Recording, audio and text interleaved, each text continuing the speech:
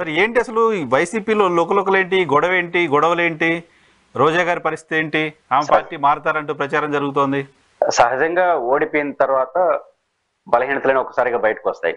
దానికి కారణం ఓడిపోవడం ఒక కారణం అయితే ధైర్యం కూడా వస్తుంది. వైసీపీ భారీ ఓటమి చెవి చూసింది కాబట్టి సహజంగా రావచ్చు. రోజా గారికి సంబంధించిన ఎపిసోడ్ 2, ఒకటి ఈ కింద పార్టీలో ఏం జరుగుతుందని ఒక పాయింట్, రోజా గారు సైలెంట్ గా ఉండడం ద్వారా జరుగుతున్న చర్చ ఇంకొక పాయింట్. వ్యక్తిగతంగా నాకు కూడా అంత పరిచయం ఉంది. నాకున్న అవగాహన మేరకు రోజా గారి పైన అంత చర్చ జరగడానికి ఒక మూలమైన కారణం ఏంటంటే ఆమె సహజమైన స్వభావానికి భిన్నంగా వ్యవహరిస్తున్నారు.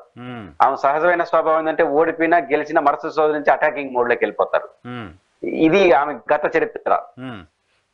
ఒక్కసారిగా ఆమె భిన్నమైన లైన్ తీసుకున్నట్టున్నారు. అంటే ఓడిపోయిన పార్టీకి ఓడిపోయింది కూడా భారీ మెజారిటీ.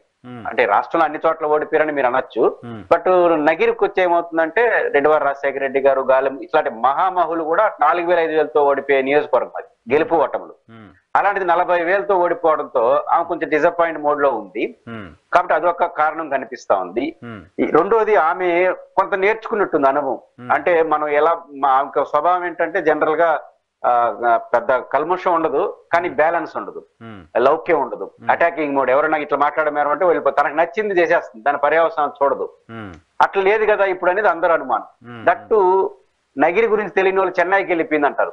నగిరికి చెన్నైకి అనుబంధం ఏంటి? నగిరి దాటుకుంటే చెన్నై, చెన్నై వేరు, నగిరి తమిళనాడు వేరు. కొన్ని గ్రామాలు అయితే ఈ గ్రామం తమిళనాడు ఉంటుంది, ఈ గ్రామం చెన్నైలో ఉంటుంది, ఇదే ఆంధ్ర ఉంటుంది. ఇది నాకు తెలుసు కాబట్టి చెప్తున్నాను. బట్ నగిరిలో ఉండడం నేర్చుకోవాలి. కాబట్టి విజయవాడలో ఉండేవాళ్ళు గుంటూరులో ఎట్టుంటారో నగిరిలో ఉండేవాళ్ళు చెన్నైలో ఉండడం అదే పద్ధతి. కాబట్టి చెన్నైలో ఇల్లు ఉంది కాబట్టి అటు వెళ్ళారు. వీళ్ళందరితో పార్టీ అభిమానులు వీళ్ళందరితో రెగ్యులర్ గా టచ్ లో ఉన్నారు. ఓడిపోయారు, రెస్ట్ మోడ్ లో ఉన్నారు, అటాకింగ్ మోడ్ లో రావాల్సిన వాతావరణం కనపడట్లేదు. కాబట్టి ఆమె సైలెన్స్ గా ఉండడం అనేది చాలా మందికి ఇబ్బంది కలుగుతాం. అంటే జనరల్ గా ఆమెని తిట్టి సరదా తీర్చుకునే వాళ్ళు, ఆమె తిట్టడం ద్వారా బతికే బ్యాచ్ పెట్టి సోషల్ మీడియాలో బలంగా ఉంది.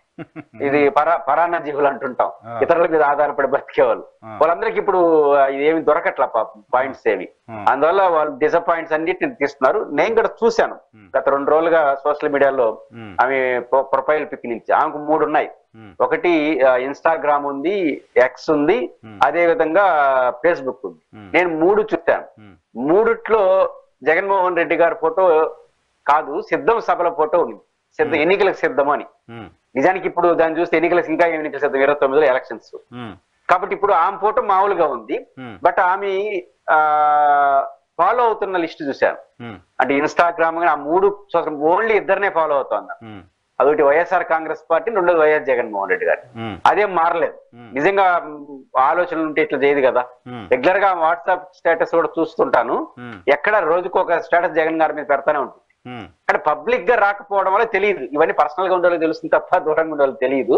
కాబట్టి రోజా గారు మా సహజ ధోరణికి భిన్నంగా వ్యవహరించడం వల్ల ఇట్లాంటి చర్చ వస్తుందేమో అనుకుంటున్నాను. కానీ ఆమె ఓటమికి తెలుగుదేశం పార్టీ కంటే సొంత పార్టీ వల్లే ఎక్కువ కారణమయ్యారనేది నిజం కదా.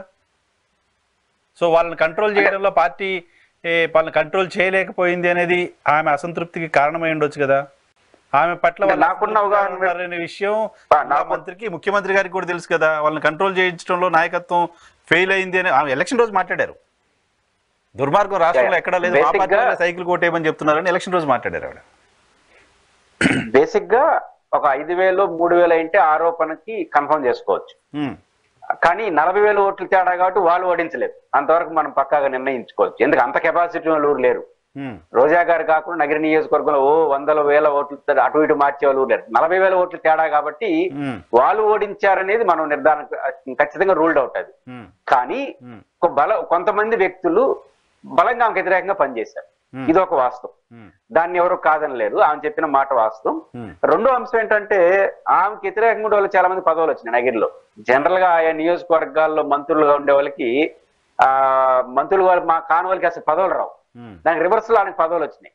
ఆడు పెద్ద ఆమెకు వ్యతిరేకంగా ఉండేవాళ్ళు ఎవరేమో పెద్ద ఎత్తున ఓటర్స్ కాదు, ఓటర్లను ప్రభావితం చేసేవాళ్ళు కాదు, కానీ నచ్చ కదా. కాబట్టి ఖచ్చితంగా ఆమెకు వ్యతిరేకంగా ఇటిందా పార్టీలో చాలా మంది పనిచేసినారు. అదొక వాస్తవం.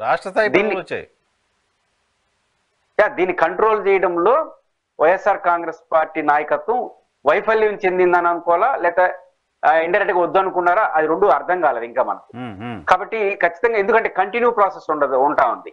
అంటే ఆమె గెలిచినప్పటి నుంచి ఏపీఐసి అధ్యక్షులైనా మంత్రి అయినా కూడా అది కంటిన్యూ టోన్స్ వినిపిస్తానే ఉన్నాయి.